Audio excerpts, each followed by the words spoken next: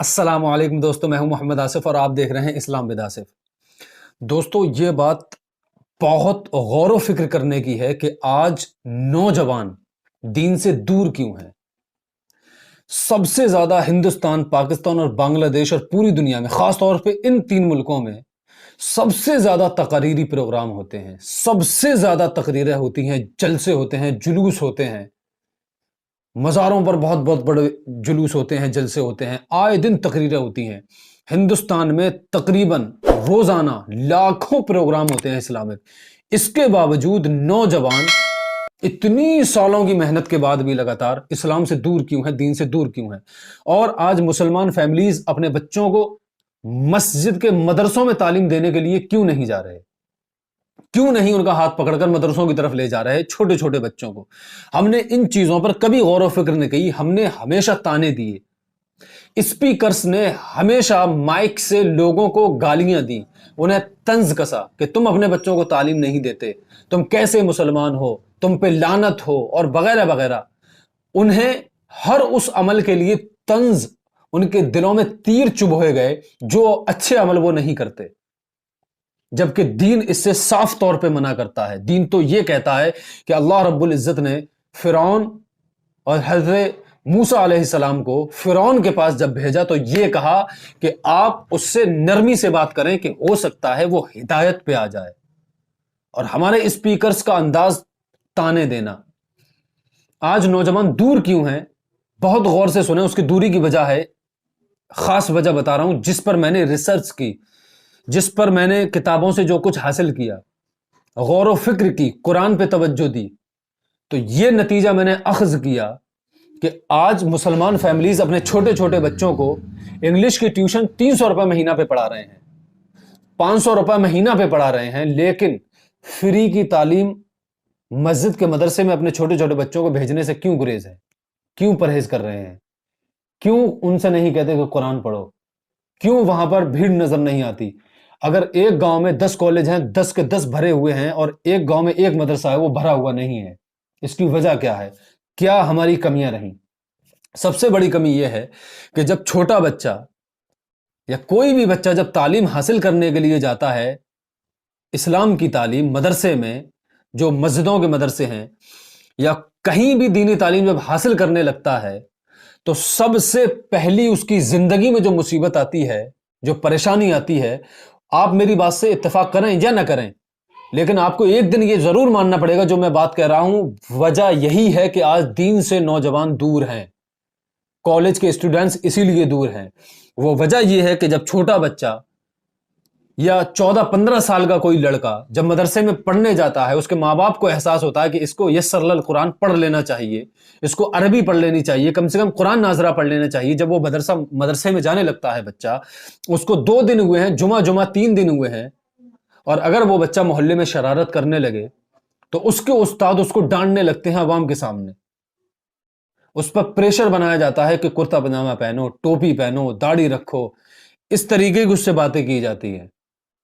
اس کو اتنا قید کرنے کی کوشش کی جاتی ہے، جس کی تعلیمی کا شروعاتی دور ہے، اس پر اتنا پریشر بنایا جاتا ہے اس اسلامک لبادے کو پہنانے کا کہ وہ ڈی موٹیویٹ ہو جاتا ہے کہیں نہ کہیں، کیونکہ اب تک جو اس نے زندگی گزاری ہے،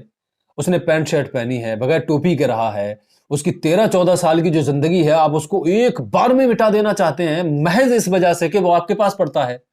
یہ آپ کی غلطی ہے کہ آپ نے یہ عوام میں کیوں نہیں بات پھیلائی کہ دین اسلام پڑھنا اس بات کی شرط نہیں ہے کہ کرتا پجامہ پہنا جائے، ٹوپی لگائی جائے، اور یہ شرط نہیں ہے کہ اسلامی لبادہ اپنے جسم کو بنا لیا جائے۔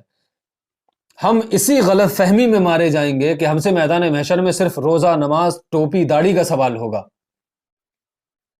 اسی غلط فہمی میں ہم مارے جائیں گے۔ ہمیں سب سے اہم جو دین ہمیں بتایا گیا ہے وہ معاملات کا دین ہے۔ آج کوئی بھی شخص اپنی بہنوں کو وراثت میں حصہ نہیں دے رہا، زمین جائیداد میں کوئی حصہ نہیں دے رہا، اس کو اپنا حق سمجھے بیٹھا ہے، انسان پڑوسی کے حقوق ادا نہیں کر رہا، انسان کے ایک دوسرے سے معاملات بہتر نہیں ہیں، انسان ایک دوسرے پر طنز کرتا ہے، ایک دوسرے کے بزنس کو نقصان پہنچانے کی کوشش کر رہا ہے۔ آپ دیکھیں جب انسان دین کی طرف جاتا ہے، اس پر کتنا پریشر بنایا جاتا ہے اس کے استاد کی طرف سے، اس کو کھیلنے پر پابندی، اس کے گھومنے پھرنے پر پابندی، یہاں تک کہ اس کے کرکٹ کھیلنے پر پابندی، پتہ نہیں کتنی پابندیاں اس پر لگائی جاتی ہیں کہ وہ بچہ ڈی موٹیویٹ ہو جاتا ہے، وہ سوچنے لگتا ہے کہ مجھ سے میرے جو لائف اسٹائل ہے وہ چھینا جا رہا ہے۔ اب آپ کو یہ بات اس طریقے سے سمجھ آئے گی کہ جو کعبے میں، عرب میں جو مشرک تھے، مشرکین تھے، جو خدا کو نہیں مانتے تھے، وہ کون لوگ تھے؟ ان کے پاس بے حساب علم تھا، وہ عربی زبان میں اتنے زیادہ ماہر تھے، اتنے زیادہ ماہر تھے کہ ان کا بچہ بچہ ایک مثال تھا عربی زبان میں، بے حساب علم تھا ان کے پاس، علم کا سمندر تھے وہ لوگ۔ اور یہی وجہ ہوئی کہ جب انہیں اللہ کی طرف سے اس علم کے ذریعے اور نبی پاک صلی اللہ تعالی علیہ وسلم نے تبلیغ دی، سمجھایا، اور ان کے پاس علم بھی تھا، جب ان کے سمجھ میں آئی تو وہ دین کے بہت بڑے سپہ سالار بنتے ہوئے نظر آئے۔ اور ایک طرف جو لوگ دین کی تعلیم حاصل کرتے ہیں، کرتا پاجامہ پہنتے ہیں، سب کچھ پہنتے ہیں، ایمانداری سے بتائیں کیا وہ 100% صحیح زندگی گزار رہے ہیں؟ کیا ان میں خراب لوگ نہیں ہیں؟ کیا ان میں بے عمل لوگ نہیں ہیں؟ تو آپ ایسا نہ کریں کہ کوئی اگر دین کی طرف آ رہا ہے، اگر کوئی پروفیسر، انگلش کا پروفیسر اپنے بچے کو آپ کے ہاں تعلیم حاصل کرنے کے لیے، چھوٹے بچے کو بھیج رہا ہے، تو اس پہ اتنا پریشر نہ بنائے کہ وہ ڈی موٹیویٹ ہو جائے، اس کو چھوٹ دیں، اس کو علم پوری طریقے سے، اس کے علم پہ توجہ دی جائے، اس کو علم سکھایا جائے۔ جب وہ علم سیکھ جائے گا، جب اس کی عقل شعور کو آئے گی، تو اللہ رب العزت اس کا ساتھ دے گا، اور اللہ رب العزت ہی ہدایت دیتا ہے۔ ہمارا کام صرف علم دینا ہے، اور آپ کو نصیحت کرنے سے نہیں روک رہا میں کہ نصیحت نہ کریں، لیکن کب کرنی ہے، کتنے دن کے بعد کرنی ہے، کس جگہ پہ کرنی ہے، یہ علم ہونا بے حد ضروری ہے۔ میں نے زیادہ تر یہ انوبھو کیا ہے کہ اسپیکرز مائک پر عوام کو طنز زیادہ کستے ہیں، اور عوام یہ بہتر طریقے سے جانتی ہے۔ اگر کوئی شخص نماز نہیں پڑھتا تو اس کو بے نمازی کہہ کر اور اس کو گالیاں دے کر، اگر کوئی جوا کھیلتا ہے اور نماز میں آ گیا ہے اپنی پریشانی اللہ کے پاس لے کر، تو جوئے کے تعلق سے اس طریقے سے اس کو ذلیل و خوار کر دینا کہ وہ مسجد میں نہ آئے۔ یہ نوجوان نسل جب پریشان ہوتی ہے اس دنیا سے،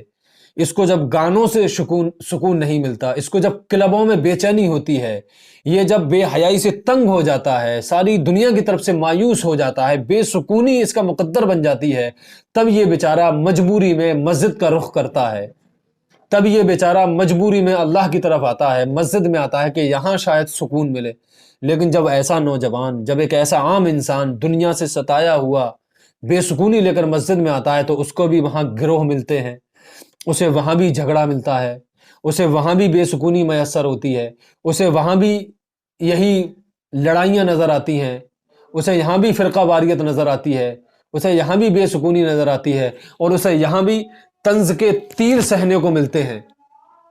وہ بیچارہ ساری دنیا کے غم لے کر آتا ہے، اور اس کو کیا ملتا ہے مسجد میں؟ یہی ملتا ہے کہ اس کو تانے ملتے ہیں، طنز ملتے ہیں، اس کے دل پہ تیر ملتے ہیں، اور وہ بیچارہ جو سکون کے لیے آیا تھا وہ کہیں بھٹک جاتا ہے۔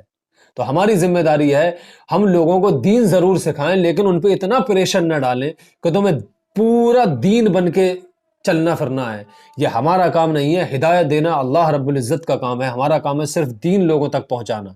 تو اللہ رب العزت ہمیں ہدایت دے، اور جو لوگ دین پہنچا رہے ہیں انہیں صحیح دین اور صحیح وقت پر نصیحت کرنے کی توفیق عطا فرمائے، اور اللہ رب العزت ان تمام اسپیکرز کا ساتھ دے، ان تمام لوگوں کو جو علم حاصل کرتے ہیں انہیں صحیح ہدایت اور صحیح راستہ دے۔ آمین ثم آمین۔ السلام علیکم، ملتے ہیں اگلے ویڈیو میں، تب تک کے لیے خدا حافظ۔